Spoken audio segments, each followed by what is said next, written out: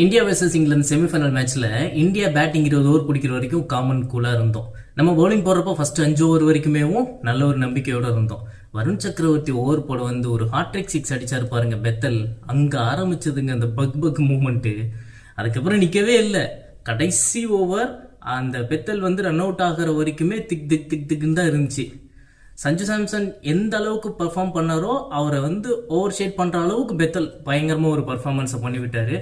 நான் மேட்ச்லாம் தோத்துருவாங்க நிறைய இடத்துல மாறி மாறி மாறி தான் அப்படியே வந்துட்டு இருந்துச்சு. நம்மளால இங்கே கொஞ்சம் ரன்ஸ் டாட் ஃபோக்கஸ் பண்ணுறதை விட விக்கெட் எடுக்கிறதுல ஃபோக்கஸ் பண்ணோம். மெயினாக எனக்கு தெரிஞ்சு சிராஜை நெக்ஸ்ட் மேட்ச் உள்ளே கொண்டு வர்றது பெஸ்ட்டுன்னு தோணுது. ஏன்னா ஒரு பேட்ஸ்மேன் வெளியில் வச்சுட்டு சிராஜை கொண்டு வந்துடலான்னு நினைக்கிறேன்.